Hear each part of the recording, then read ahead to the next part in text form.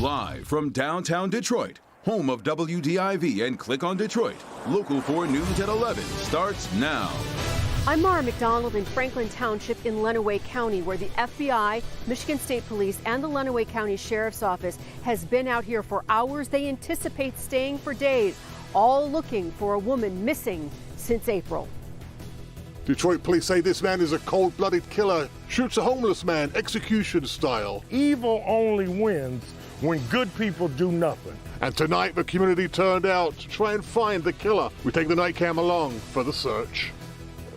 But we begin tonight with a local school district in turmoil following the school board's decision to suspend its superintendent.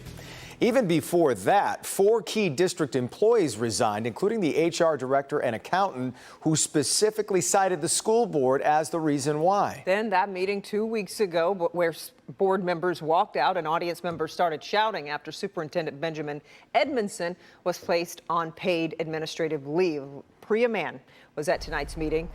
Priya, there were a lot of people there to speak out against the board's decision, right? Yeah, that's right, Kim. Jason, supporters feel like this decision was made behind closed doors, especially since some board members seemed surprised by the motion 2 weeks ago. Now, tonight, plenty of accusations, including allegations some board members violated the Open Meetings Act, that some meeting minutes where crucial decisions were made had simply not been documented, and that a personal vendetta over the interest of students and staff was really at play here. Again, this is not against Dr. Edmondson.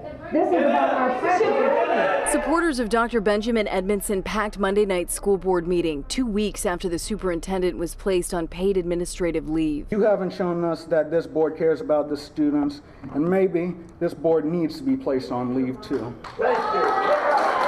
The district is currently conducting a financial investigation into business practices and credit card charges. The investigation. Is he under investigation? He is not, no.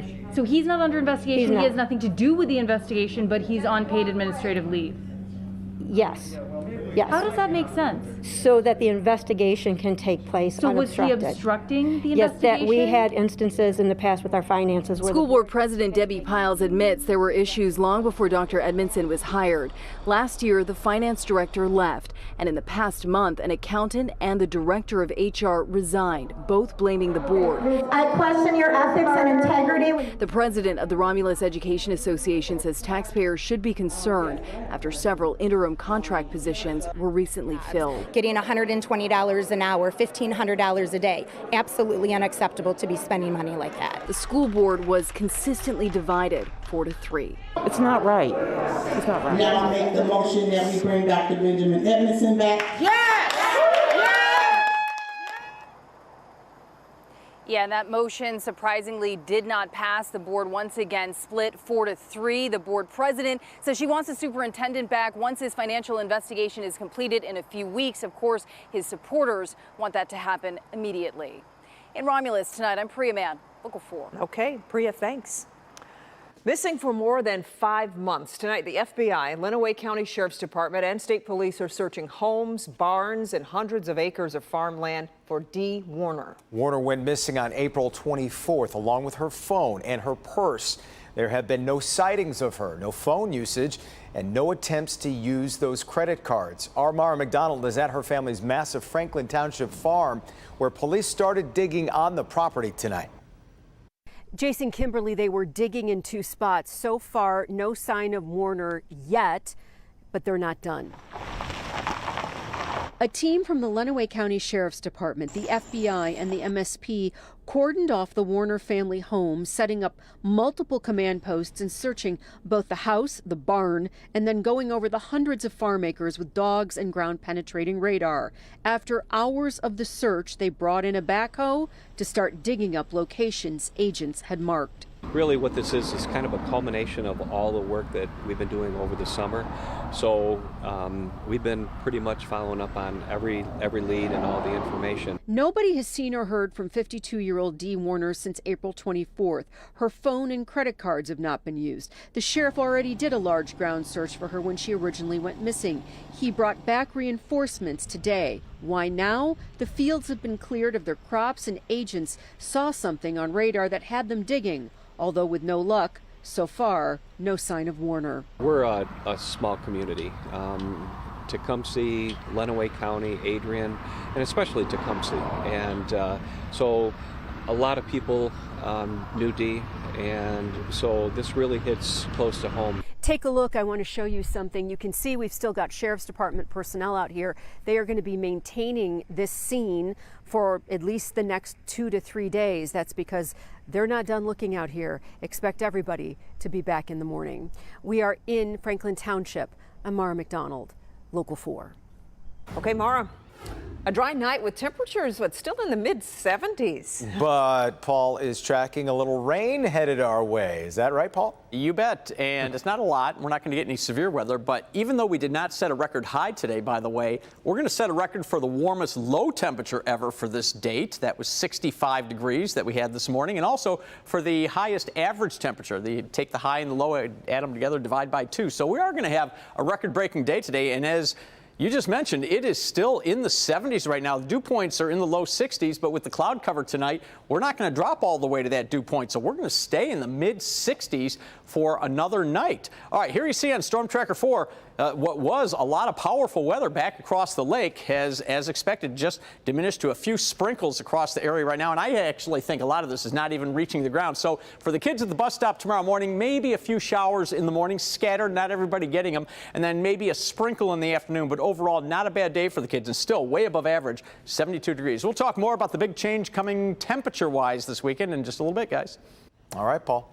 4 people arrested today for robbing a teenage boy at gunpoint outside a Walmart in Sterling Heights. It happened at Van Dyke and 14 Mile around 3 p.m.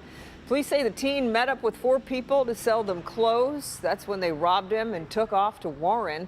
The suspects then led police on a car chase and crashed into a fence along I-696 between 11 Mile and DeQuinder. Police say all 4 suspects are expected to face charges in Warren. In southwest Detroit, police are searching for this duo connected to a rash of crimes, including a smash and grab at a Dollar Tree where $12,000 worth of items were stolen.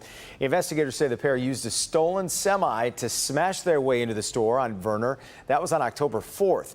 Suspects are also wanted for breaking into a Foot Locker. Crime Stopper is offering a $1,000 reward for information leading to their arrests. All right, now to the coronavirus and the 3-day total from this weekend. The state reports 9,137 new cases. That's a little more than 3,000 per day. We have lost 36 more lives, 18 of those from a review of records. There are currently 83 new COVID-19 outbreaks in Michigan schools as well. Meantime, Dr. Anthony Fauci says kids can go back to the traditional outdoor trick-or-treating, but it's still best to avoid crowded indoor Halloween parties. A Ferndale pastor is in jail tonight accused of trying to hit 2 Aroostook County Sheriff's deputies with his car. It happened last Wednesday off I-75 near Alger. Police found 57-year-old David Jones sitting in his car at a convenience store. Police say Jones was intoxicated and refused to cooperate. That's when he drove off, smashed into a building and the deputy's SUV. Jones is a pastor at Hilton Oaks Baptist Church. Police say he's had 8 DUI arrests. He's being held on a $1 million bond. Still ahead, Stellantis taking action to find out what's causing odors at its new Jeep assembly plant. What the automaker is now doing after being fined by the state. Before I could even react to it, it hit. A plane crashes in the middle of a neighborhood. What investigators are now saying about the deadly crash. A posse of Detroit police officers and concerned citizens gather tonight to search for a killer on Detroit's west side. Police say this person is responsible for killing a homeless man, execution style. We go inside the search with a night cam coming up.